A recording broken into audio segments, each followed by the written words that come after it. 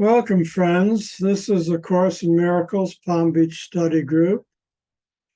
Tonight we're in the beginning of Chapter 13, The Guiltless World, and we're going to be reading the introduction.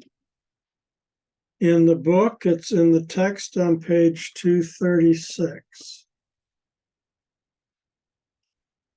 If you did not feel guilty, you could not attack. For condemnation is the root of attack. It is the judgment of one mind by another as unworthy of love and deserving of punishment. But herein lies the split. For the mind that judges perceives itself as separate from the mind being judged, believing that by punishing another, it will escape punishment. All this is but the delusional attempt of the mind to deny itself and escape the penalty of denial. It is not an attempt to relinquish denial, but to hold on to it. For it is guilt that has obscured the Father to you, and it is this guilt that has driven you insane. So the Course teaches that the ego mind is an insane mind, and that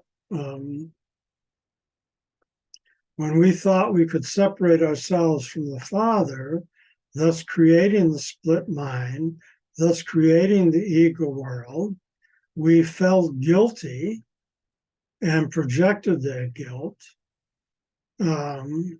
onto ourselves and everybody else. And what we're being told, though, is that that's a delusional, that's the ego delusion, because the reality is that we could never be separated from God. And just because we thought we could did not make it real. But in fact, the thought drove us insane and led to attack and condemnation, the split mind, the ego world, and the perception that we're all individuals instead of realizing the oneness.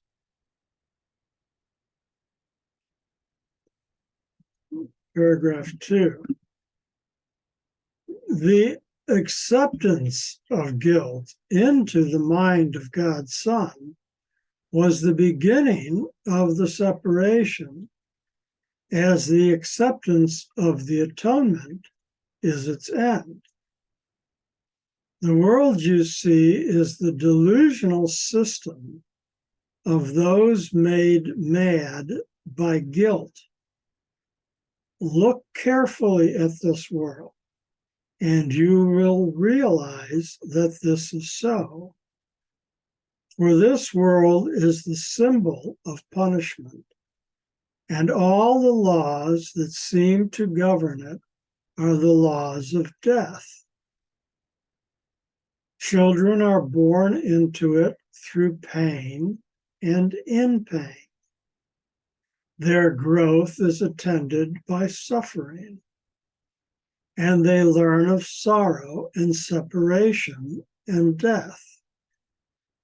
Their minds seem to be trapped in their brain, and its powers to decline if their bodies are hurt. They seem to love, yet they desert and are deserted. They appear to lose what they love, perhaps the most insane belief of all. And their bodies wither and gasp and are laid in the ground and are no more.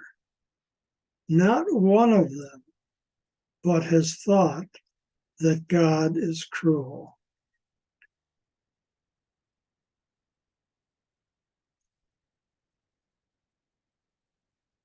So let me reread that. The acceptance of guilt into your mind, into our mind, was the beginning of the separation. And the acceptance of the atonement into our mind is the beginning of the end of separation. The world we see is a delusional system made mad by guilt. And if we look carefully at this world, we'll realize that that is so. For the world is a symbol of punishment, and all the laws that seem to govern it are laws of death. We are born into it through pain and pain, through pain and in pain. Our growth is attended by suffering, and we learn of sorrow and separation and death. Our minds are seen to be trapped in our brains. People think that their mind is in their brain. They don't realize that the mind supersedes the physical and is not separate in everybody's brain. That's an illusion. And so we think that our minds are trapped in our brains, and the powers of our mind decline when our bodies are hurt and sick. We seem to love, but then we desert others and we are deserted by them. We appear to lose what we love. And perhaps that's the most insane belief of all, because love is always there. And we cannot be deserted by love, nor can we desert love. And then it says, our bodies wither and gasp and are laid in the ground and are no more. In the ego world, the bodies, which are not real. And then it says, not one of them, not one of us has but thought that God is cruel. And I guess on a certain level that's true, although there's plenty of art and novels and angry people who have accused God of being very cruel. But that's the God seen from ego's point of view.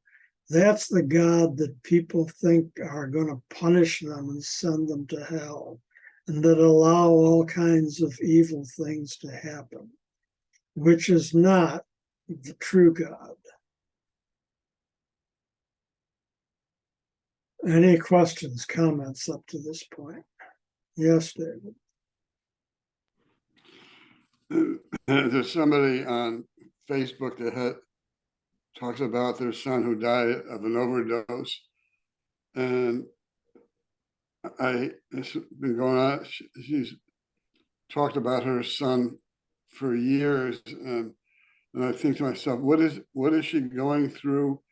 Is she trying to make up because she's feeling guilty, or what is going through her mind that she doesn't let this go? And I understand that she loved her son very much, and I'm thinking maybe she's blaming herself, but I don't see that in her words.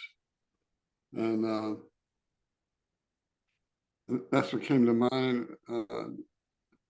in section 2 here. And I think that there's no blame, there's no shame on her part. It was an accident that her son got on. The doctors gave him a drug and he got hooked on it. And, it's a sad thing, but she seems trapped in, spinning around in her life. I don't really know her. I think I met her once, but she's just, maybe she's trying to prevent other people being in the same situation. I don't know. I really don't know. It is unfortunate, but many people trap themselves in guilt and blame and punishment and sorrow.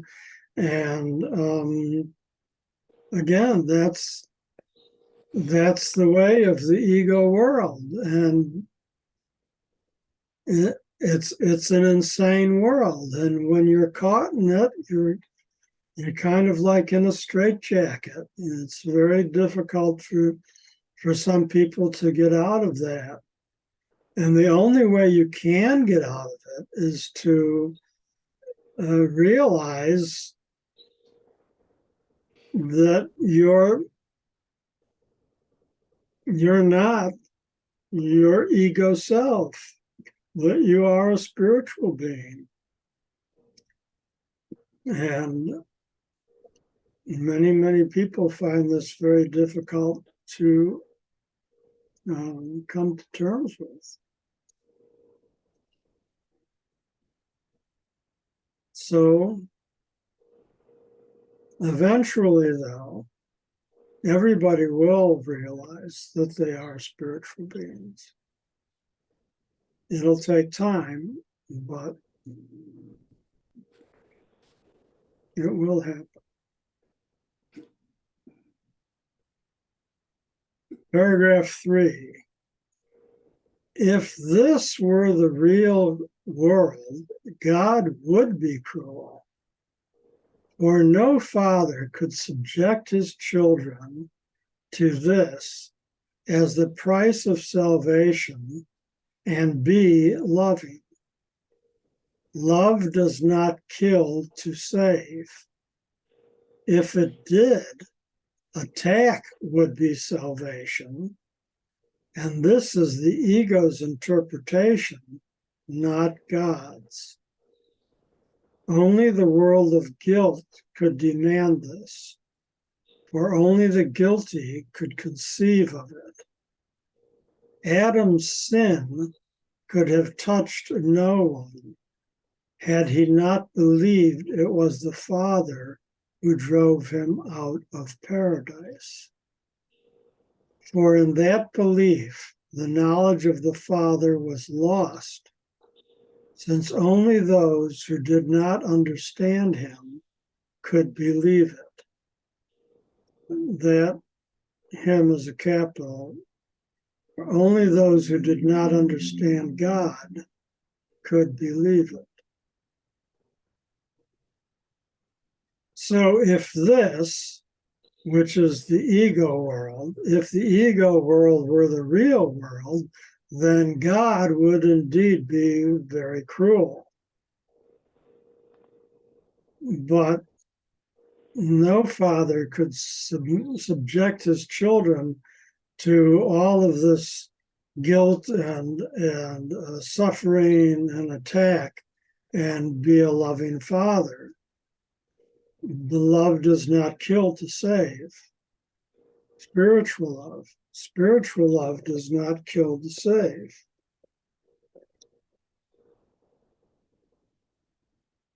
So only the world of guilt, only the ego world could demand this suffering.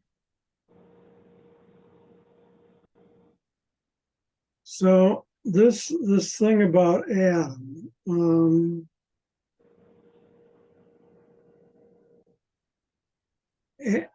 Adam believed that the Father drove him out of paradise. That whole story is about the separation of thinking that we could separate ourselves from God is the same story as Adam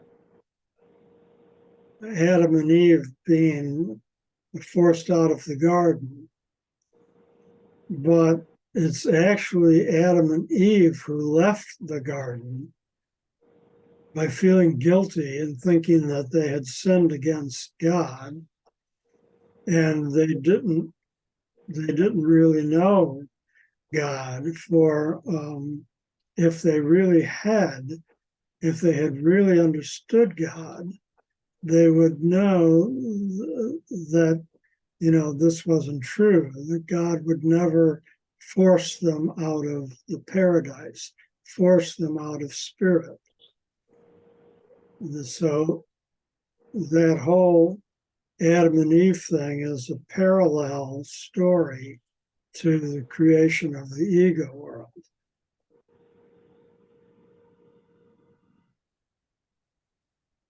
And there's one more paragraph to this introduction. This world is a picture of the crucifixion of God's Son. And until you realize that God's Son cannot be crucified, this is the world you will see. Yet you will not realize this until you accept the eternal fact that God's Son is not guilty. He deserves only love because he has given only love. He cannot be condemned because he has never condemned. The atonement is the final lesson he need learn, for it teaches him that, never having sinned, he has no need of salvation. So again, I'll reread it. This ego world is a picture of the crucifixion of us. And until we realize that we cannot be crucified, then this is the ego world, is the only world that we'll see. We have to realize that we need to accept the eternal fact that we are not guilty. The reason we're not guilty is because we did not separate ourselves from God. We just think we did. And so there was nothing to be forgiven in the first place. There was nothing to feel guilty about in the first place. We never did anything wrong. We've always been a spiritual being. And it's just this illusion that we thought we separated ourselves from God, and that set up the ego world of guilt and suffering and crucifixion and condemnation. So the final lesson, which is called the atonement, is teaching us that we never have sinned, and so there's no need for salvation. There's no need for forgiveness. There's no need for guilt because we never sinned. It's actually impossible to harm God. There's nothing we could do that could ever harm our Father. It's all a trick in the mind. It's all smoke and mirrors. It's all dream, illusion. So get over it. Yes, David. So God loves us no matter what. Yes. And there's no need for forgiveness. Right.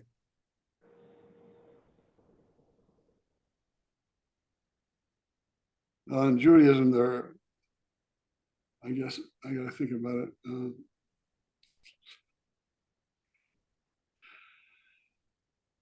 there is no,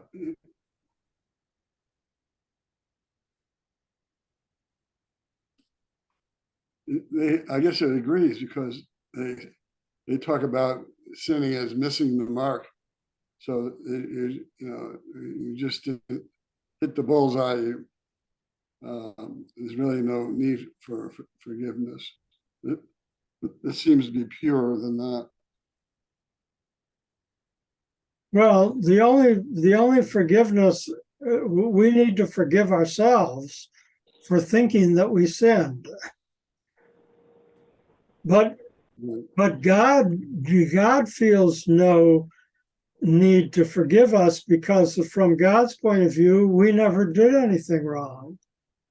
We had a mad thought, but we didn't do anything wrong. We had a mad thought, we fell asleep and we're dreaming, but he's not holding that against us.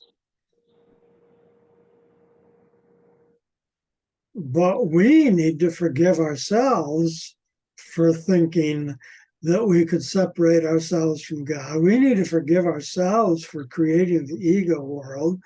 We need to forgive ourselves for what we've done to ourselves.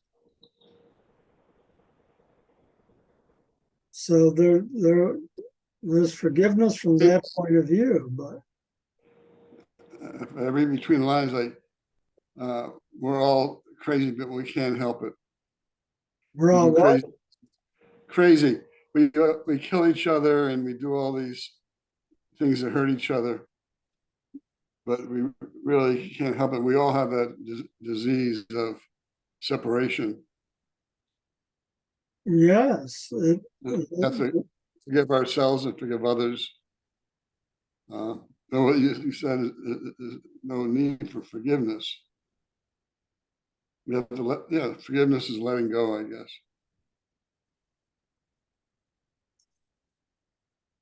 Yes, just let all of that ego thinking go. Like I was talking earlier about the woman who's running this organization. And you just have to look at it as madness and just let it go and try to get along. Forgive and forget, as they say. Yeah. And I try to send people love, even though I don't like what they're doing. That's the big lesson. That's the big lesson I learned with politics. Forgive them because they do not know any better. Yes, that's an important lesson to learn, to just, send love. It doesn't matter what they do. All the negative stuff that they're doing, none of it is real. They don't know that, but you need to know that. You need to just send them love, and hopefully, sooner than later, they'll realize the mistakes that they're making, the sins that they're committing, and stop and move on and evolve. Mother Teresa says, no matter what people do, forgive them anyways. Mm-hmm. People sin, they do all kinds of things to other human beings. You have to forgive them anyways. And I think that's setting an example for the rest of the world. It's probably something written like that in most religions, but we don't see beyond the ego.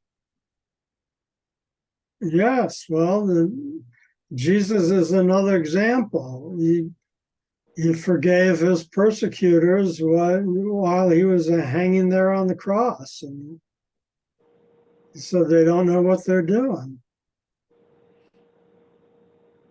And he forgave them.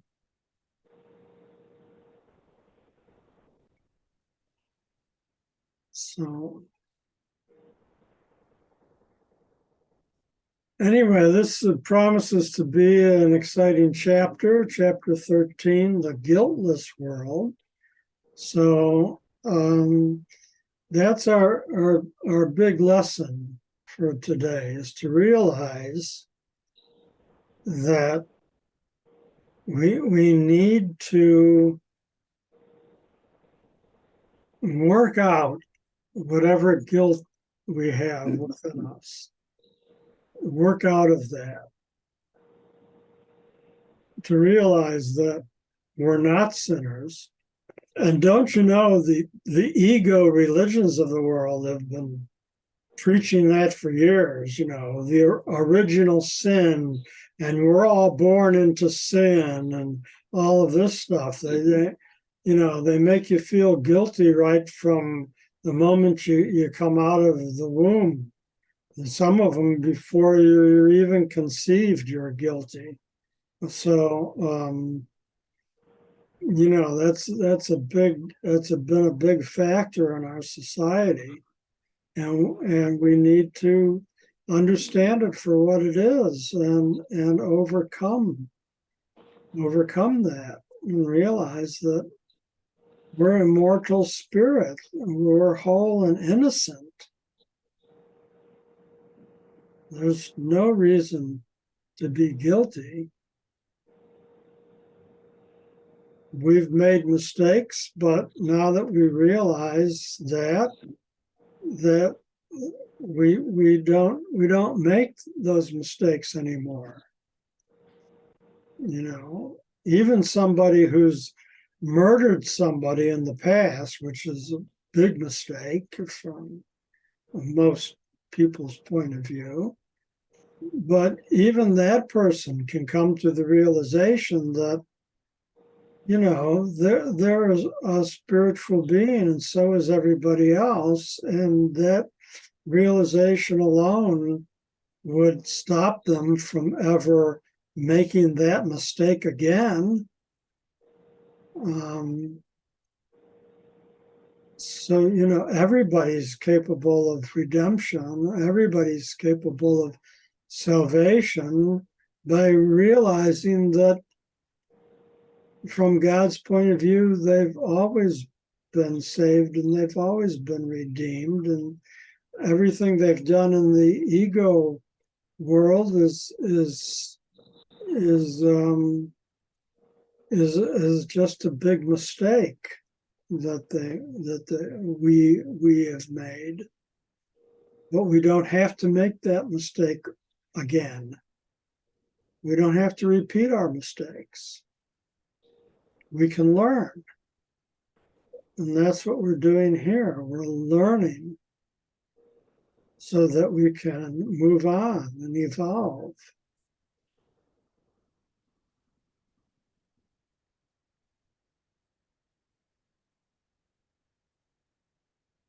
Any last words before we end for tonight? Made me think of that Palmer wrote, they put in Facebook, that you are the teacher, I am the teacher. You are the student, I am the student. And it goes on from there, but we all are teachers and students, and we're all one. We're all a reflection of each other, and we have to be conscious to recognize that.